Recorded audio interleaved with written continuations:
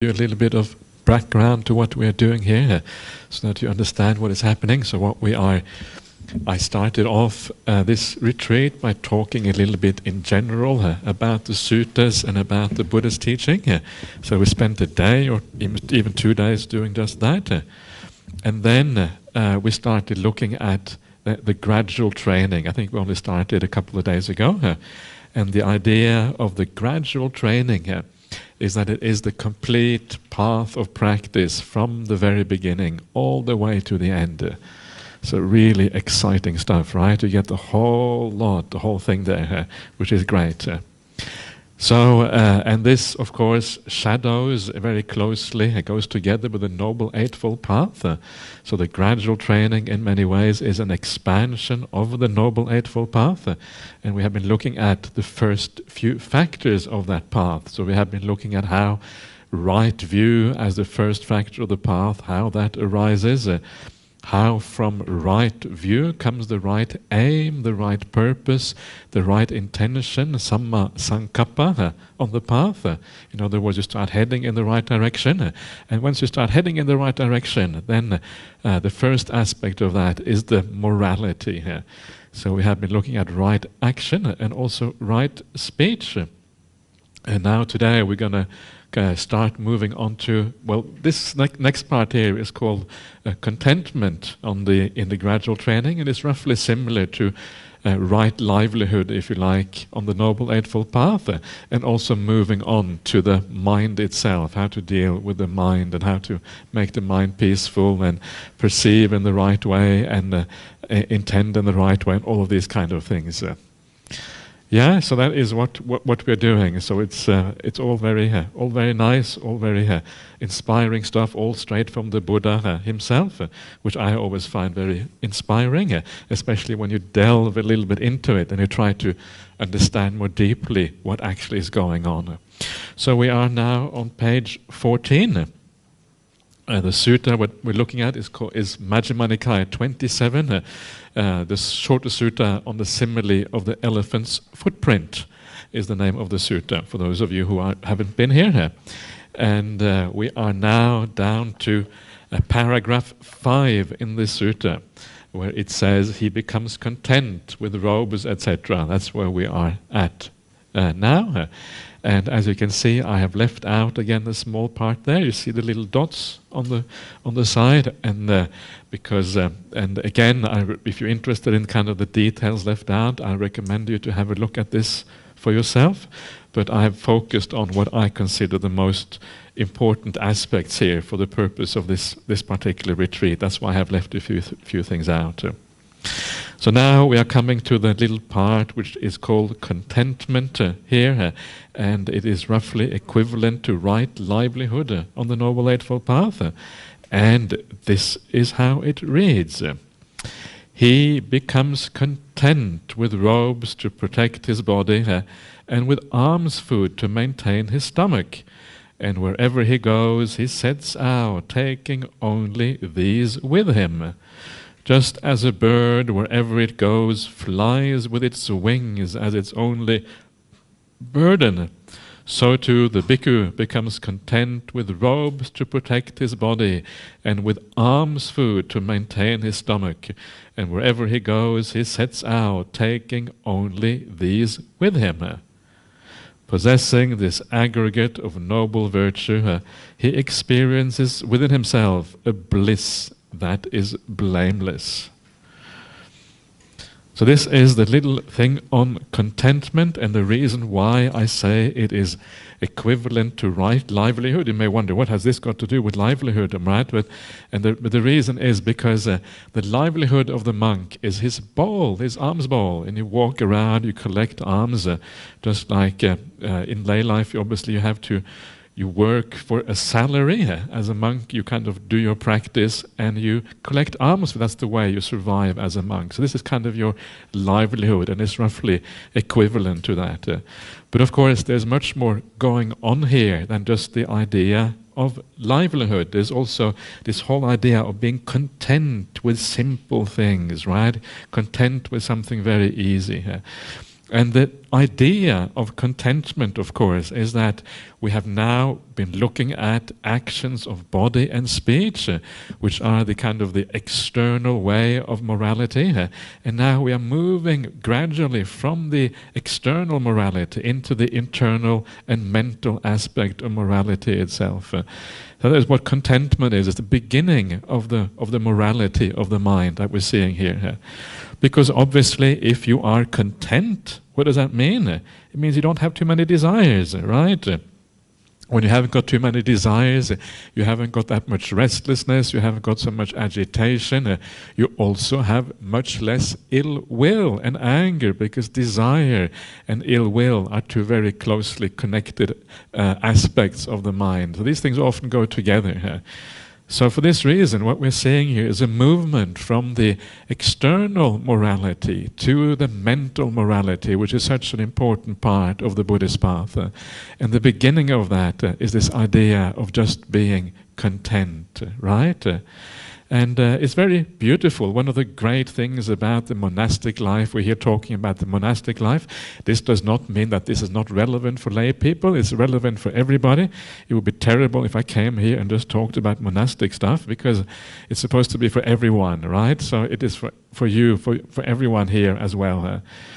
But there is something very nice about the monastic life, in the sense that if you are content with just an alms bowl and a robe and nothing else, and one of the things about monastic life is that you're not really allowed to ask for very much, you're not even allowed to ask for an extra bowl, you're not allowed to ask for new robes, except for very special circumstances, if you lose your robes and that kind of stuff. You're not allowed to ask for special foods, any of these things. And what all of that means, that after a while, because you can't get it anyway, really, right? You can't ask for these things except if your robe is falling apart or something.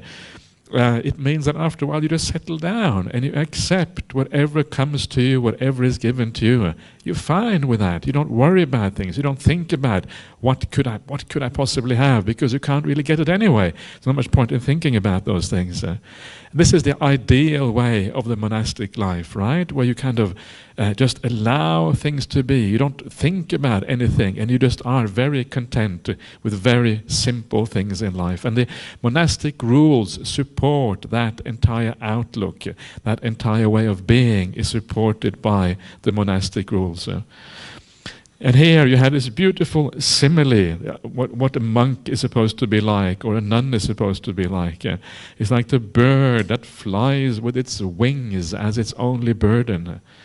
Right? Just like a bird, it's like a sense of freedom when you are a bird. You can go wherever you like, because there's nothing that really ties you down. You're not attached to anything. The bird doesn't have any particular home, any place that it considers its own. But you move around, and all you carry with you are your wings. Well, the wings are kind of part of you anyway, right? There's not much of a problem. In the same way, the ideal monastic is someone who is not really tied down to anything, but moves around with bowl and robe and nothing else. Right? It's a kind of this ideal of freedom. It's a different kind of freedom than we normally think about, but there's a certain freedom of that, a freedom of non-attachment, non-desire that you're seeing here. And these days it's quite hard to find monastics who really live up to this standard. Right? I don't know if I should say this, but I think I have said it already, so I might as well repeat it, I suppose. But when I came here, I brought my own laptop, right?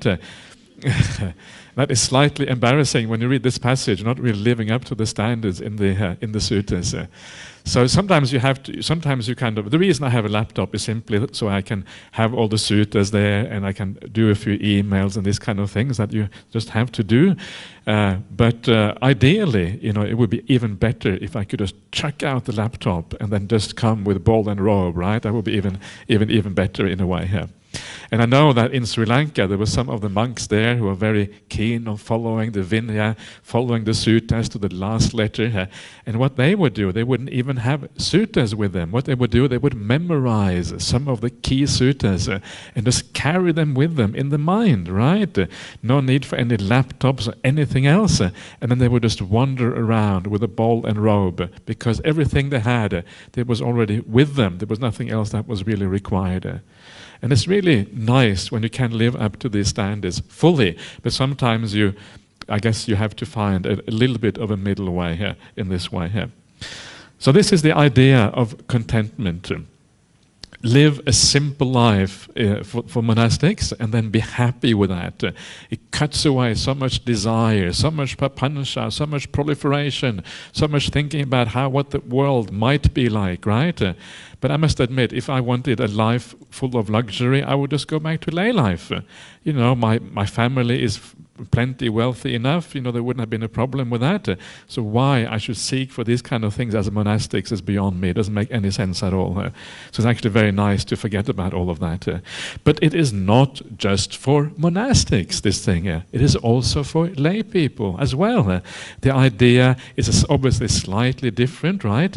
But the idea of being content with what you have, whether you have a lot or whether you have little, as long as you have enough to get by on. That is what really matters, right? You're not hungry, you're not walking around with kind of shabby clothes. You all look reasonably well dressed, so I think you're probably okay, right? So it is an idea here is just to be happy with what you have. And when you do that, it doesn't matter, of course, whether you are wealthy or just average or whatever. You can be whatever. There's nothing wrong with being wealthy as such. But the problem is really to be content with what you have already. And there's something beautiful what happens in most people's life when they do that. It means that you have less ambition, less desire, less drive to achieve status, money, wealth, all of these kind of things that are worldly things, and they go against the stream of the Dhamma. The stream of the Dhamma is contentment, being peaceful, attaining this degree of happiness, which actually is far more pleasurable than any of these worldly things that you can achieve. It's very, very beautiful idea, and it actually makes life so much more relaxing and at ease when we don't strive so much for all of these things in the world. So see if you can live like that. And the younger you are, the earlier on you kind of grasp the importance of these things, the easier and the more pleasant your life is going to be as a consequence. The world is always kind of encouraging us on, right, to strive and to work hard. The whole kind of mentality of the world is like that. So you have to kind of think differently from the vast majority. You have to think in a different way, look at the world in a different way. So it's good sometimes to be a bit independent, right? Not follow what everyone else says. Everyone else, are they really happy? Not really, right? So why follow what they're saying? They kind of probably going down the wrong track anyway. So you might as well be a bit independent and do things in a different way. And sometimes it's interesting. I always found that those people who are really, really happy in life are often the people who live really incredibly simple lives. People like Ajahn Brahmali, he is incredibly happy. He goes around saying, "Oh, life is all dukkha, it's all bad," and then he has a big smile on his face, right? It's one of those weird things. Or you go, Ajahn Brahmali always tells the story of Ajahn Shah. He went once up to Ajahn Shah's little kuti, and Ajahn Shah at this time was incredibly famous in Thailand. He was one of the most famous monks in Thailand in the 20th century. To his funeral service back in 1992 or whenever it was, there was reckoned to be about 500,000 people coming to his funeral service. He probably wouldn't have been too happy if he saw that. Probably said, "Oh, why? Just go and meditate instead. You're wasting your time." But anyway, 500,000 people came to his funeral service.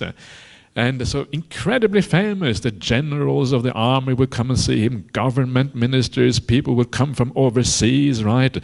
Professors from Sweden, from the US or whatever, they would all come to see this monk who was becoming very famous towards the end of his life. And then one day Ajahn Brahm went up, he was invited up into his kuti for some kind of conversation or something. And when you come into the kuti of Ajahn Shah, it was so simple. There was nothing there, absolutely empty. There was like a bowl standing in the corner, like the alms bowl you're supposed to have as a monk. There was a robe, like a sangati, the third robe of a monastic, draped over a rack, right? A simple kind of bamboo rack on the wall. And that was all. That was the entire life of Ajahn Shah. And he was, basically, when you're with him, that's what you hear from everyone. He was one of the most happy people imaginable. And he had nothing. And it shows you, again, true happiness in the world is usually found in a very, very different place from what we think it is for the vast majority of people. I'm sure many of you know this already, but it's good to kind of get these things kind of reinforced a little bit. So contentment, right? With what we have is such a powerful and beautiful thing. It makes life so much more simple when we have this idea of contentment with little, contentment with few things. And this is the beautiful part of this passage here. I remember when my friend Ajahn Sujato, he left Bodhinyana Monastery to go to Taiwan to translate the suttas. And when he leaves the monastery, he has one shoulder bag. That's all he has. And all his possessions are in that shoulder bag, and he's kind of off. It's quite nice. Anyway, so then we have this last sentence here, which says, possessing this aggregate of noble virtue, he experiences within himself a bliss that is blameless. Aggregate of noble virtue here. Sometimes this is one of the problems of translation, is that you come up with these weird expressions. Nobody in the world talks about aggregate of noble virtue. It's only in a Buddhist text. It's the only place in the entire world you find these kind of expressions. This is why it is sometimes called Buddhist hybrid English. It's not real English. It's kind of a weird kind of English. So what it means basically, what it means is possessing, having this whole collection of virtues, right? That's really what it means. Aggregate in English usually means a pile of sand or something like that. That's usually what it means in English, at least in Australia. But here it means like having all of these various types of virtues that we have been talking about. Virtue of the body, virtue of speech, and now also virtue of the mind, right? When you have all of these virtues, you feel the bliss of blamelessness inside of you. I think that is better than the bliss that is blameless, the bliss of blamelessness, because you feel blameless, you feel that you are living well, right? And that is a certain amount of happiness in its own right, that nobody can really say anything about you. You know within your heart that you are living well. It means that you have a large amount of independence in the world. People criticize you, you don't take it so seriously anymore, because you know that you are living well. That is the bliss of blamelessness. You know that you're not doing the bad things. But also, as I said before, it is a mixture of not doing the bad things and then the happiness that comes from actually doing what is good. Because all of these things that we have seen so far is about both the negative side, not doing what is bad, and the positive side of doing what is good. And then you have the bliss of blamelessness. And that is what we were talking about before when we're talking about this idea. You sit back, right, and you sit in your meditation. A lot of time when you try to meditate, you're a bit tired or you're restless. And for those of you who maybe just come for the first day, maybe you were at work yesterday, I don't know, and maybe your mind is full of all kind of things. And it takes a while for the mind to kind of settle down. But when the mind starts to settle down because you have done all the right things, it comes back to you, right? It kind of invades you. You can't stop yourself from being happy. You can't stop yourself from feeling content. Wow, actually, I am living quite well. You don't even think that thought. It's just that your mind kind of brightens up naturally as a consequence of the lifestyle that you are leading here. There's a beautiful simile I was talking about here yesterday, a simile of the mountain of good deed that envelops you and overshadows you and kind of encloses you within itself. All those good deeds envelop your mind and make you feel content and happy. And this is what this idea of the bliss of blamelessness is all about. And this is one of the things that you will see as you study the suttas. You will see that almost everything, everywhere, is about happiness, right? It's about the path leading from one degree of happiness to another one, higher and higher and higher, until eventually you achieve the ultimate, the highest happiness that is possible for a human being, or for any being for that matter. But it starts from the very beginning here. The moment you start to think, I'm going to live better life already, that makes you feel a little bit happy, and then it continues all the way to the end of the path. Happiness increasing, suffering going down, right? These are two sides of the same coin, essentially here. So that is the little passage on contentment. And I think it's a very important one to keep these things in mind. And it kind of, when we start living a more spiritual life, I think it is quite natural that we turn away from, from the worldly things a little bit, at least a little bit to begin with, and then move towards contentment in our life instead. And I also think it often has something to do with age, right? As you age, you tend to become more content with what you have. You get less kind of excited about, kind of building up stuff. When you're young, because it looks like your life is very long ahead of you, it is more difficult to kind of have that contentment when you're young. It's more tend to be more ambitious. And it's natural, these things. But of course, if you can get these things into your mind early on, then that is, of course, very powerful and very useful. Anyway, so now I want to move on to the next paragraph. Next paragraph is the famous paragraph on sense restraint. And this is also very, very, very important to understand this correctly.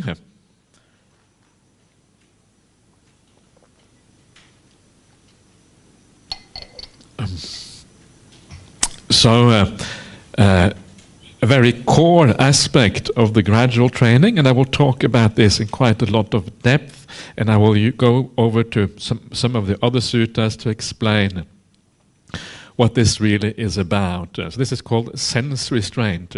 Indriya Sangvara Sila in Pali, the Sila, the morality of the restraint of the senses is what this is about. So let's see how this works. Now we are moving on to Samma Vayama or Samma Padana on the Noble Eightfold Path, right? The sixth factor. So we're kind of moving forward now. We're getting to the slightly more profound aspects of the path. But these are still aspects that are useful for all of us to know about. We're still not going so far that we are going into the very profound areas. These are still areas that are important for all of us to deal with. So I think most of you will find this quite interesting and quite useful and very practical. One of the great things about the Buddhist teachings, if we read them in the right way, they are extraordinarily practical and pragmatic teachings that we can really apply in our lives. And this is one of those very important things. I don't myself, a little bit of theory is nice, I don't mind that so much, but for me, of course, the whole point of this, the whole point of these teachings is how do we apply them in our lives. That is what makes me interested in these things, and theoretical aspects to me are very secondary here. So this is a very practical teaching, so this is how it goes. On seeing a form with the eye, he does not grasp at its signs and features, since if he left the eye faculty unguarded, evil, unwholesome states of covetousness and grief might invade him. He practices the way of its restraint. He guards the eye faculty. He undertakes the restraint of the eye faculty. Yeah, so that is the basic formula, and you probably have some idea what is going on here, but it is not entirely obvious what all of these things mean, and I want to spend a little bit of time just explaining to you what actually is happening here.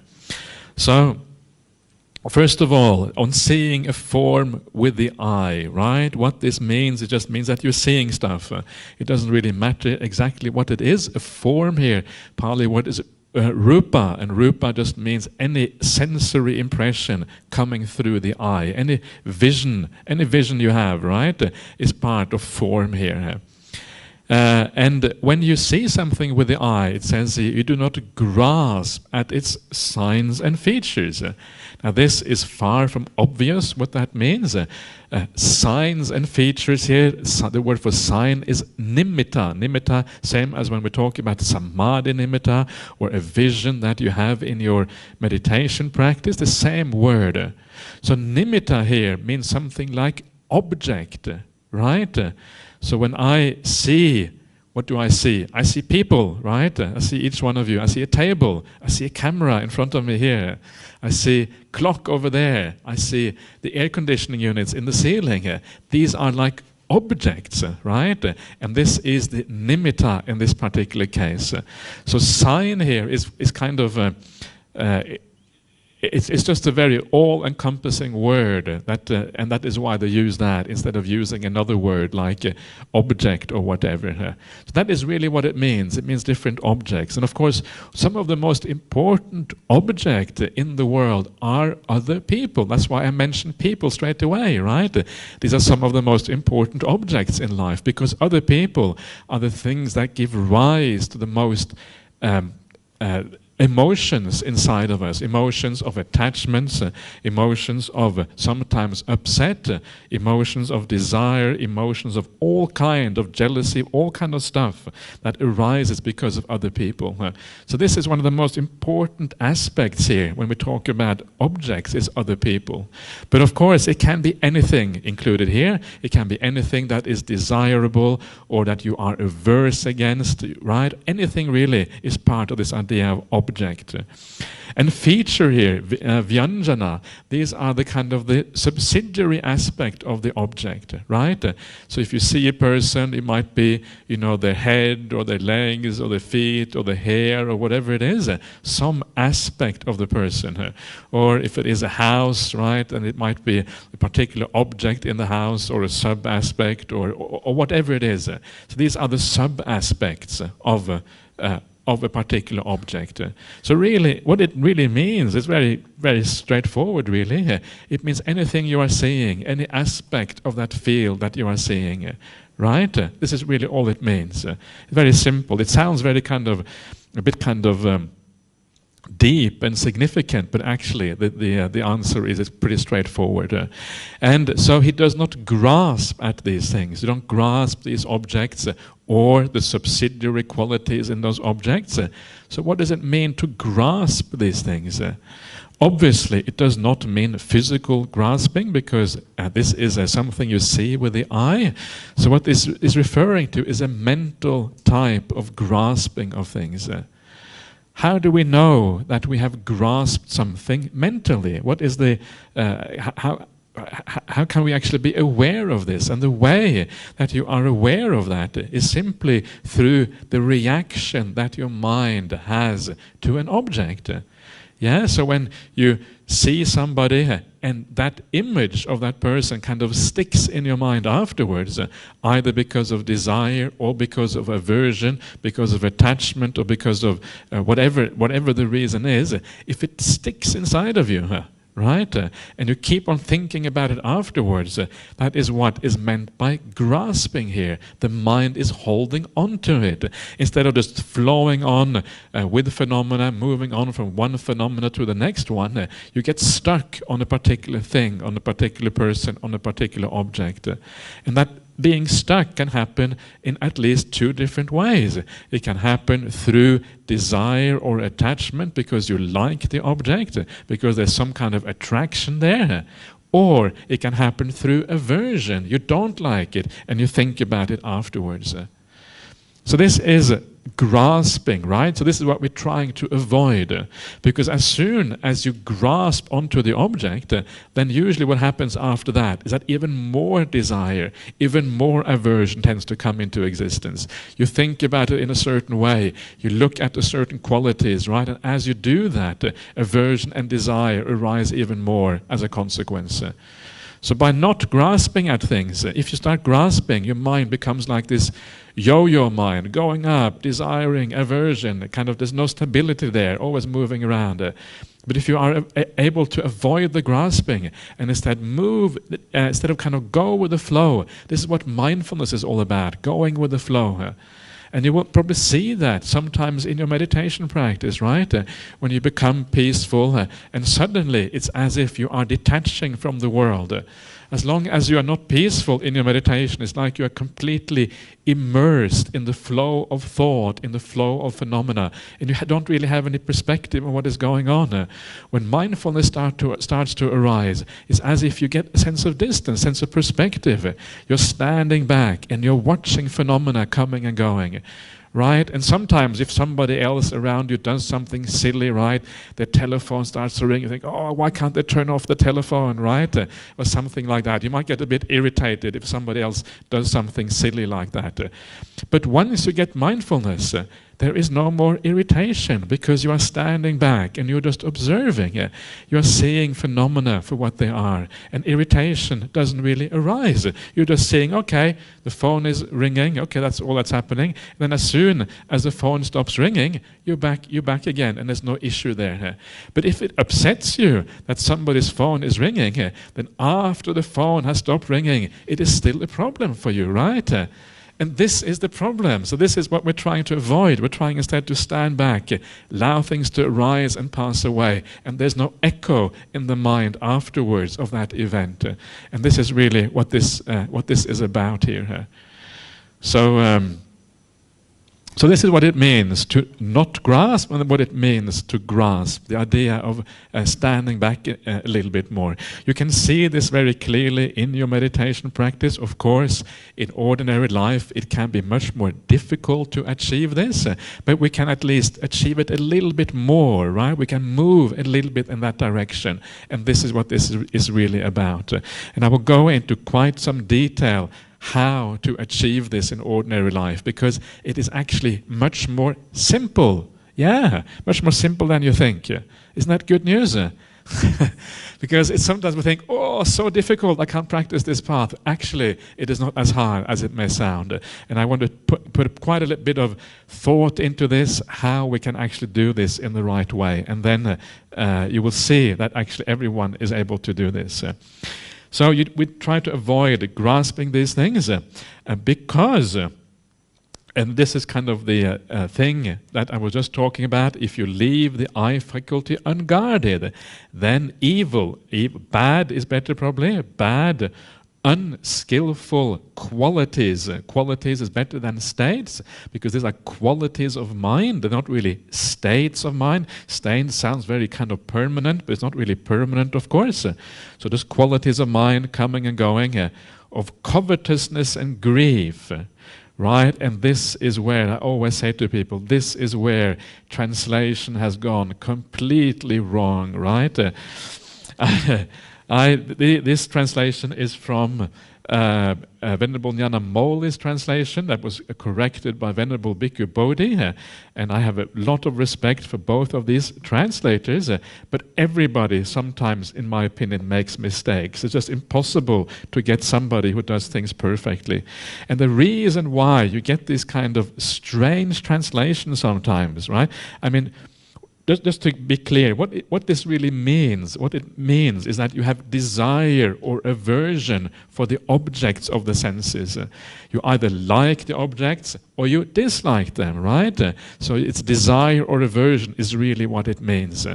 And then once you understand that, it's very obvious what is going on here. You see the object, desire arises or aversion arises. But if you say covetousness and grief, it just loses the whole meaning of what is going on. Grief is something you feel when somebody dies. Covetousness is a strong sense of desire that you want the belongings of other people, and it's got nothing really to do with that.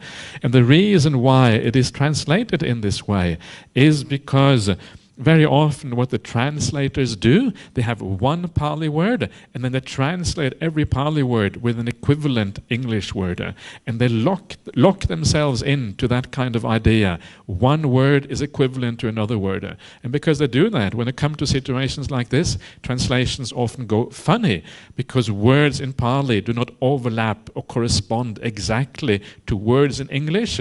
So in certain contexts it's going to be really weird and really strange. And that is why you get these kind of things.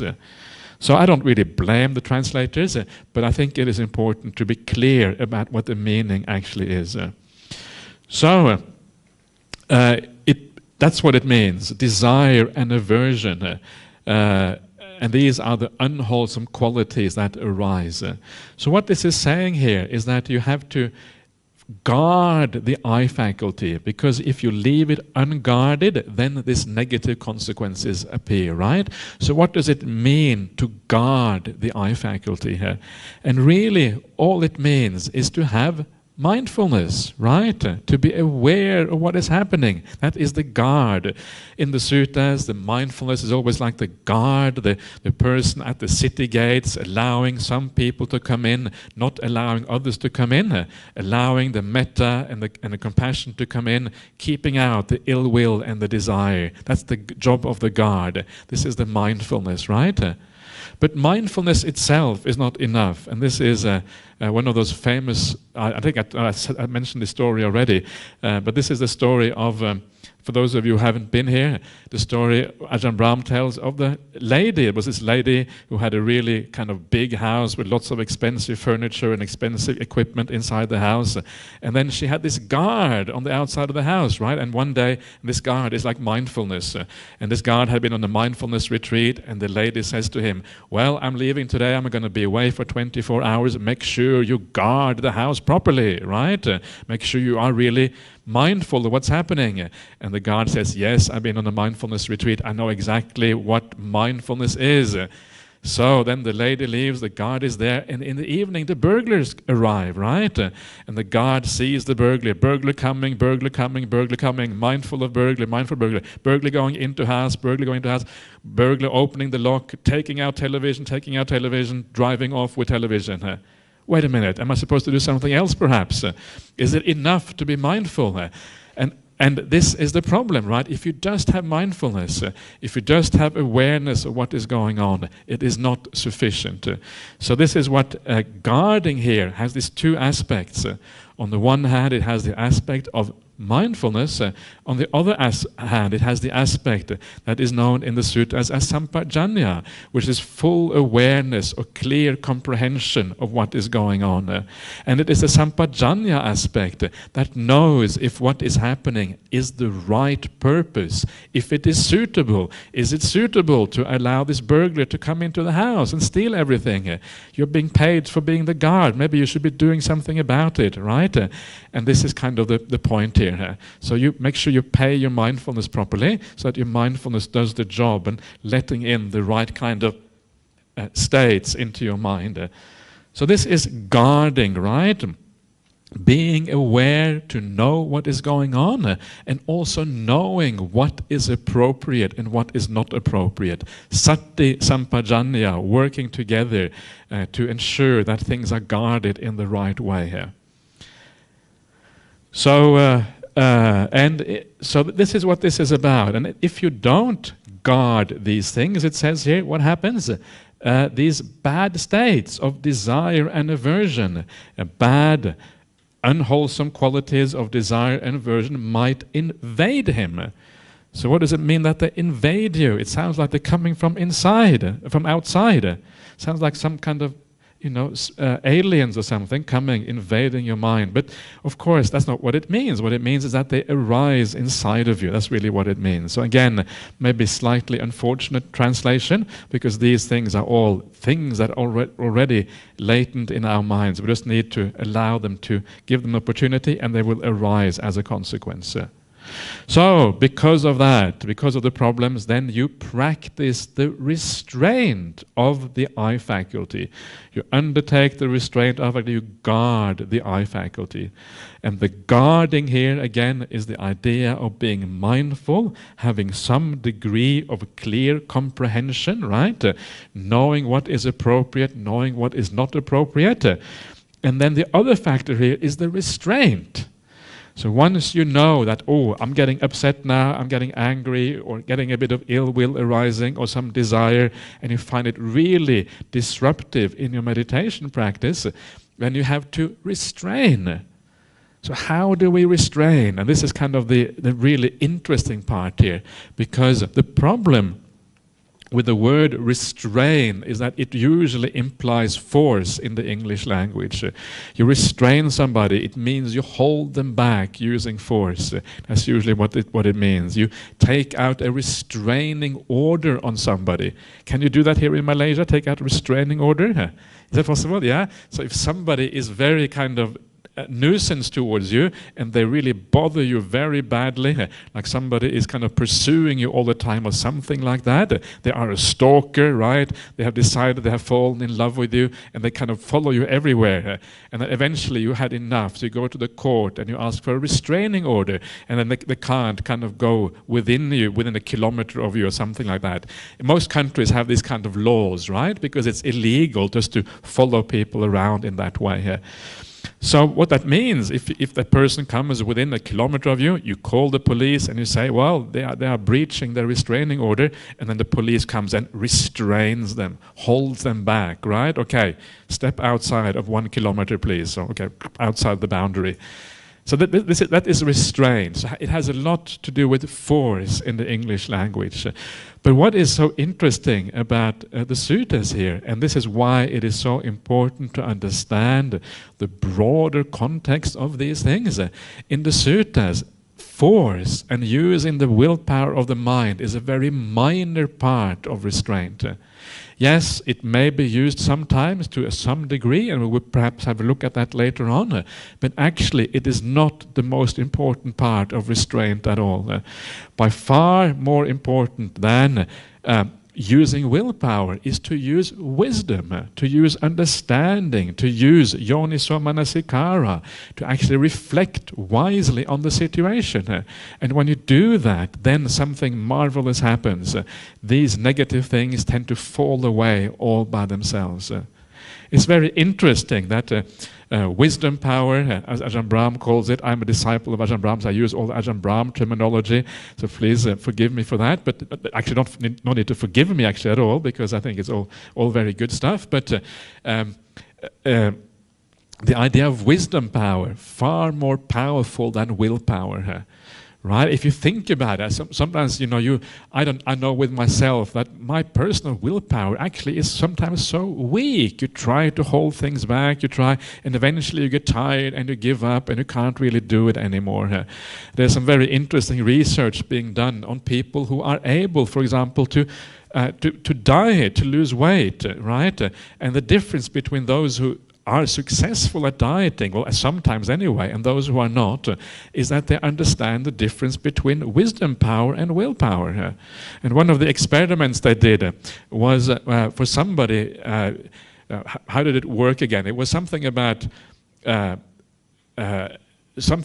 nice cake, some kind of nice cake or something in the window of a shop or at a bakery or something like that, and then people were supposed to walk past this window, and they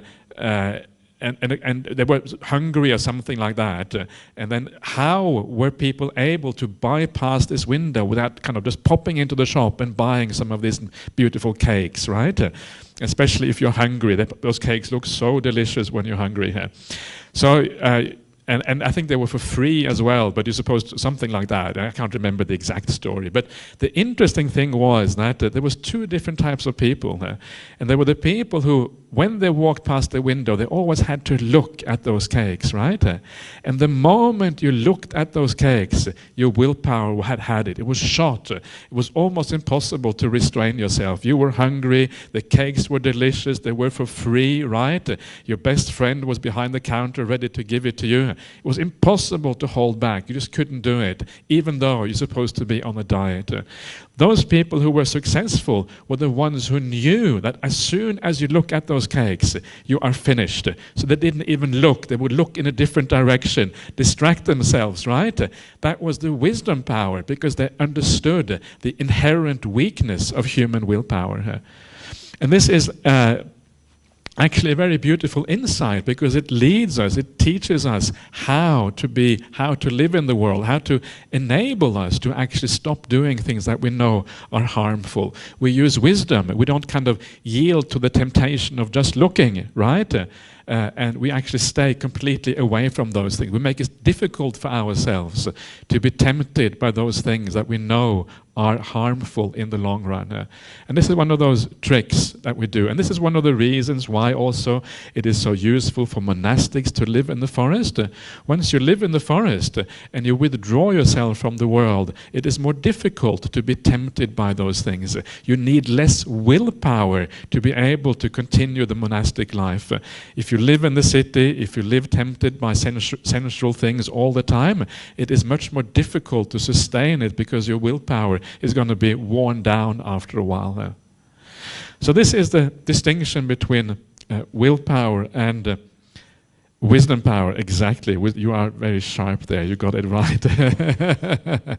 So this is the difference. And one of the interesting things as well is that if you use a lot of willpower, after a while you get tired, right? Your mind just can't deal with it anymore.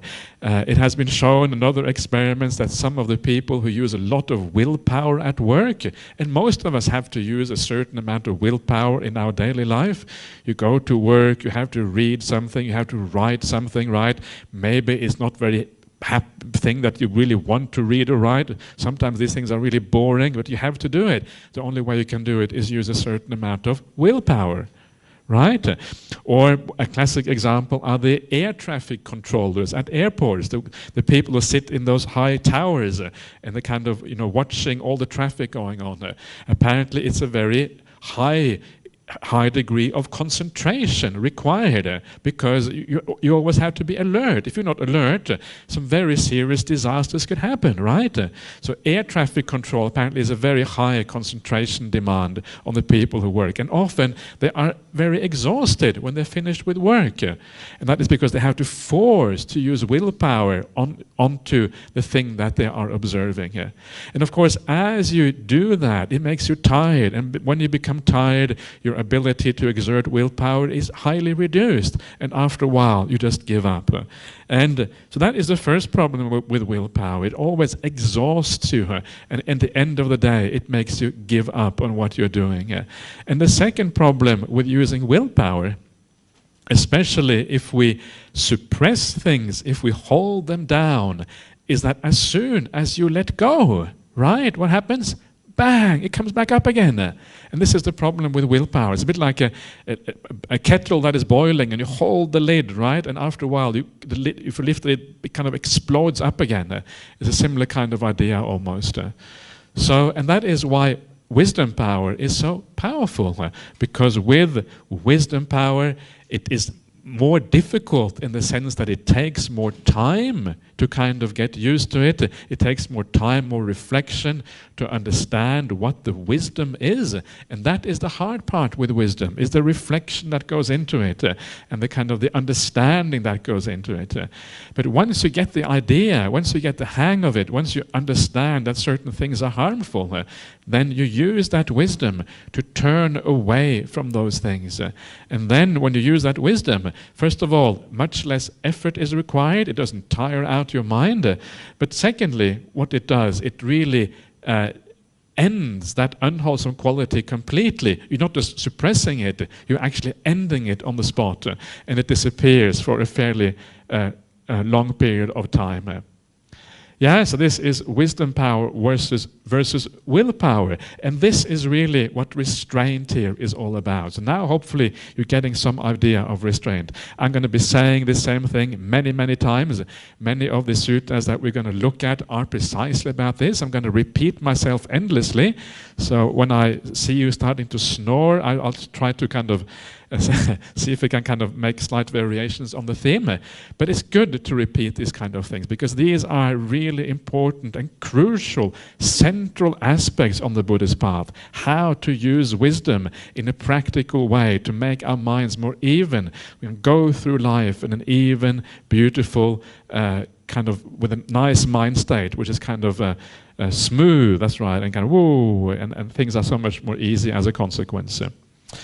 So that is the eye faculty, right? And no surprise, the same thing is true for all the other faculties. I'll just read through this briefly and then just briefly comment on the last part here.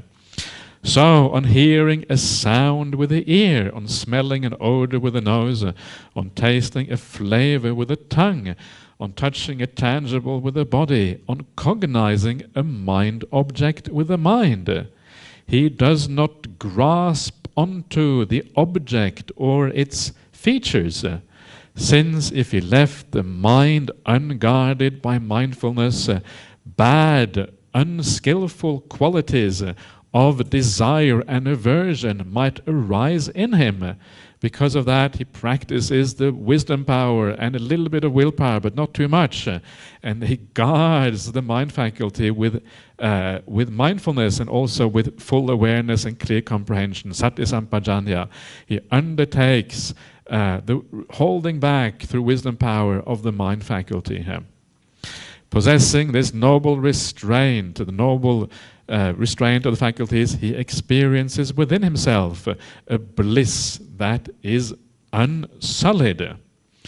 So here we see the same thing with all the senses, right? So any kind of arising of these bad, unskillful qualities, wherever they arise, doesn't matter where it is, even if it just arises in the mind, right? It's the same procedure that we use to overcome it. And this is in daily life when we go about our daily things, but it's also in your meditation practice. Sometimes you meditate and these things come up, right? And you know, sometimes they come up very often, sometimes whatever. So you have the possibility of dealing with these things. And you will find, generally speaking, it's easier to deal with it in meditation than in daily life. There's less things going on. So in a sense, meditation can be considered a kind of a learning ground, how to deal with these things. Then, as you deal with them in meditation, then you can also use the same thing also in your daily life as well. Otherwise, sometimes it's the other way around. You learn how to do it in daily life, and then you also bring it into your meditation. There isn't really any right way of doing this. Either way is fine.